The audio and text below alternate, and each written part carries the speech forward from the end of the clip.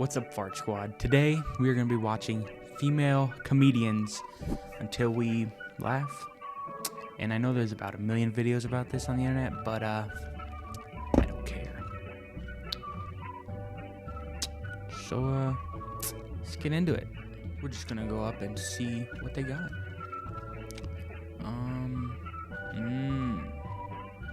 This is the one. This is the one we need. He found a funny woman. There's such a thing? Okay, let's see. Let's just do this one. I'm not a casual date. Oh boy. Hopefully this one doesn't get copyrighted though. Let's see. Let's check it out. I'm not a casual dater. Here's how not casual I am. I actually got engaged this year. Nope, didn't work out. Context clues. I would have expected better from you, front row. No, it's okay. It's all for the best. Didn't work out, just wasn't the right fit. But man, I learned a lot about myself in the process of getting engaged. First off, I didn't know what a basic bitch I was, who was gonna love being engaged that much. But something happened when that ring went on my finger. Something in my stupid lady lizard brain went bloop. Level completed. And I just kind of floated through Target like, oh, am I better than everybody? Sounds about right. What's that? No, I don't need help. Someone loves me. I'll find Wonder the what that's towels like. right after I cancel therapy. I'm all fixed. I wore that ring for 2 months. I never got used to it. It kept getting caught on stuff like sweaters and my freedom. Like, it was cumbersome. It also just didn't look right on me. It was a diamond on this. It looked stupid. I looked like a rescue dog in a Gucci sweater. It was so dumb. I mean, I had a friend who goes, "Are you afraid you're gonna get mugged?" I'm like, bitch, I look like I stole it. Are you serious? I knew I was too young to be getting married because people kept telling me that I was. I had so many people that were like, I got married at 25, don't know if I'd do that again. I'm like, aren't you guys still together? They're like, yeah.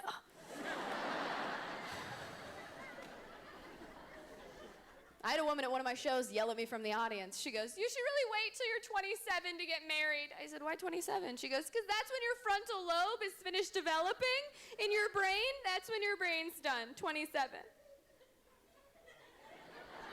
Yeah, what a mean fact to yell at someone. It's like, "Oh, you think you're happy, Scarecrow? Why don't you wait a beat till the wizard gets you a brain?"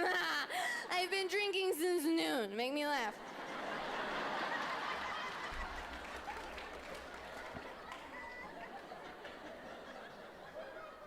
But I Googled it, and that fact is real.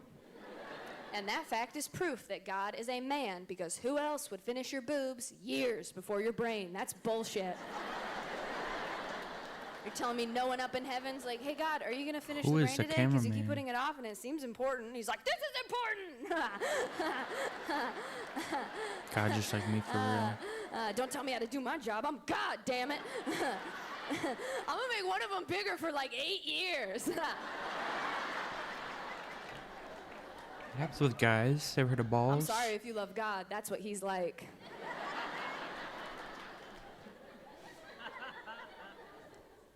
I didn't want to be married, though. I wanted to be married, mostly so I wouldn't have to date anymore. I will say, though, the best time to date is immediately after a very painful breakup, because your standards are so low. Oh, after I broke off my engagement, I was like, wow, all I want to do is make out with someone who hasn't seen me crying in the tub. Like, that's all I wanted. I just wanted a fresh one who didn't know I was crazy to come in like, "You're not like other girls." I'm like, not yet. Great. Oh, you're sitting across from him at dinner while he talks about his ex. You're like, "Whoa, she sounds nuts." But in your head, you're like, "We would be friends."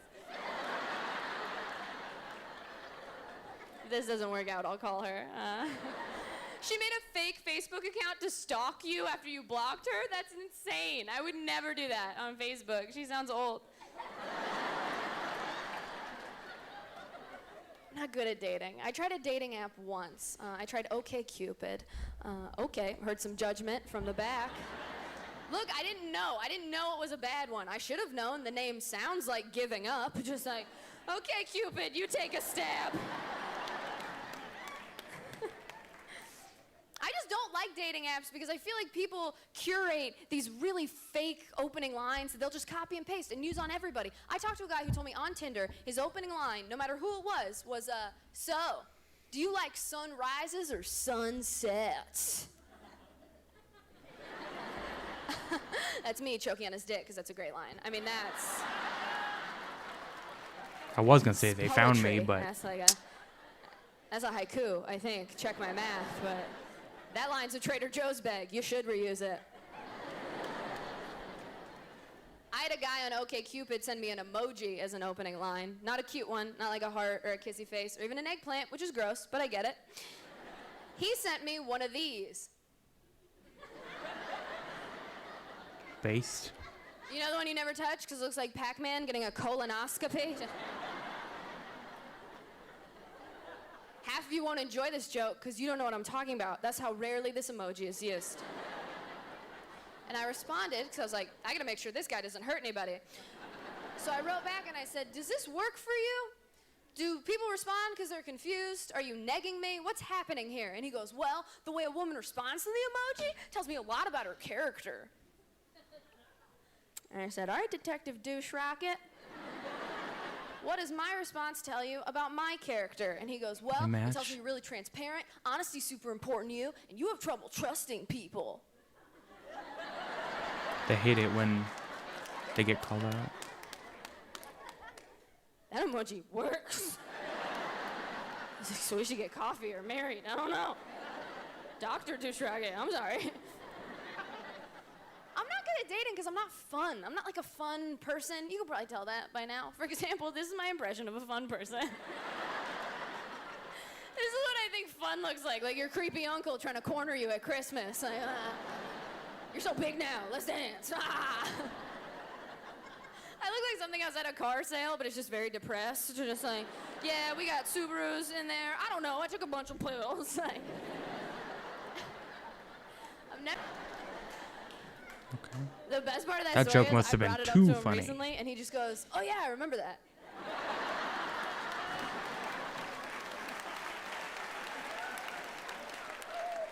I'm like, Great yeah, me camera too. work. Every week in therapy. He's like, hey, I called your bluff though, didn't I? Aha! Look who's not dead, drama queen. I'm like, okay. Touche, big guy, only on the inside. Am I laughing? I've been practicing. There's no healthy fear of your parents anymore. Nobody's scared of their parents. I was terrified of my parents. I never talked back to my mom except for once. She was spanking me in the church parking lot because you gotta get rid of those demons before you enter the house of the Lord. So she's cleansing her soul, a little pre-communion, and halfway through I go, that didn't hurt. And she went black in the eyes. And in a voice I'd never heard goes, oh, well then we're gonna have to make it hurt. And for the rest of my I would say good childhood, mom, wooden but clearly spoon. She something went like didn't the work. Steward on my ass. I still cannot watch the Food Network. Great British Bake Off doesn't calm me down. But I never talk back again. You try to spank a kid now, they'll laugh in your face. They'll be bent over on the iPhone you pay for, looking up reasons why you're a dickhead. Just think, really? You're gonna go through with this even though psychology today says that you're undermining my well-being long term? All right, Eileen, you stupid bitch. You do what you gotta do.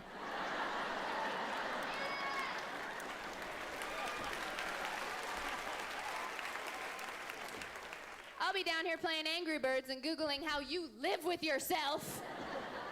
By the time I have kids, they're gonna be monsters. Just like, how dare you address me directly? Avert your eyes. And get out your boob, I'm hungry. The big one. I'm like, ugh, who gave you an accent? I had amazing parents. I have to keep saying that in case anyone here knows them. Anyone can come to these.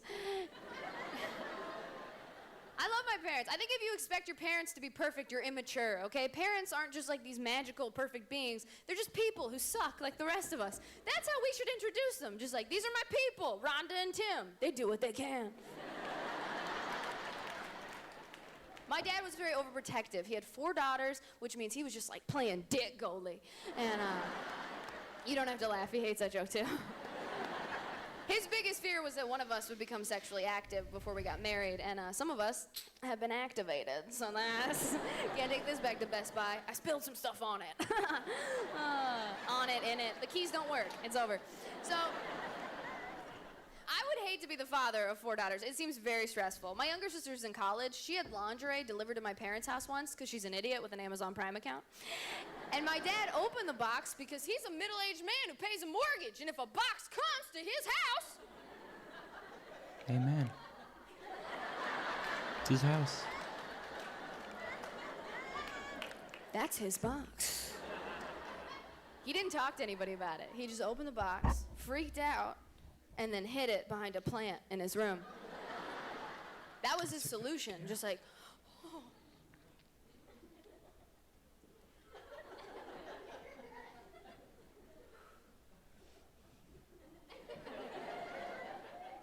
Well, she can't have sex without her underwear.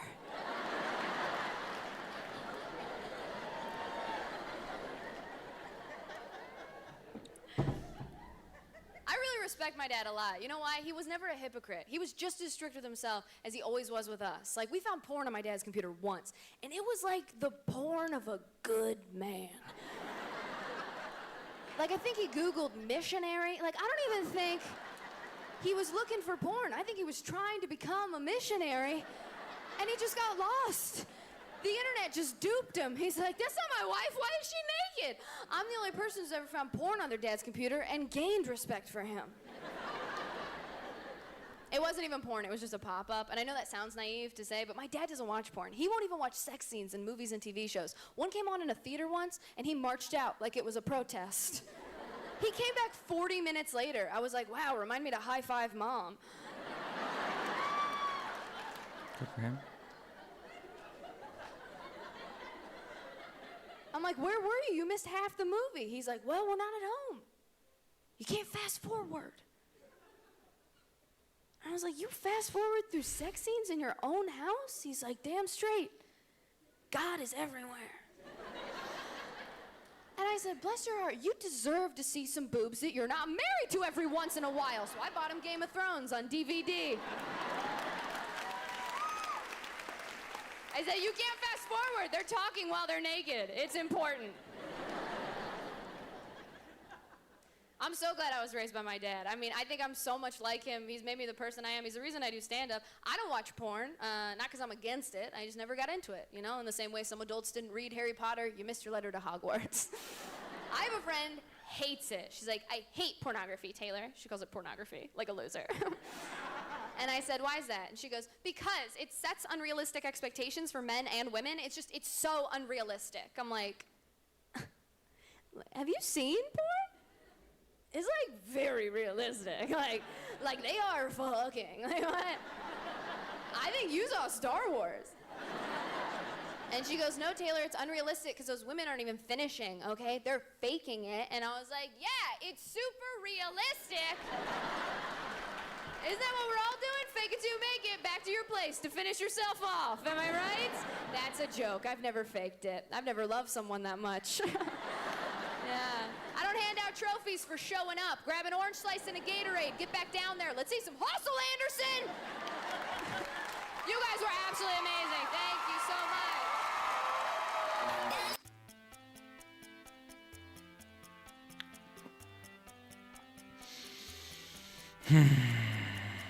Editor, like and subscribe. That was awesome. That was terrible. That's nice. 3-minute outro. It's probably the best part of the whole video, honestly. This guy got any more?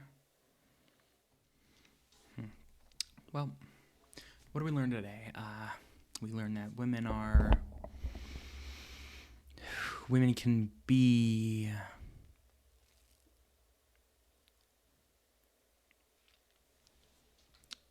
See ya.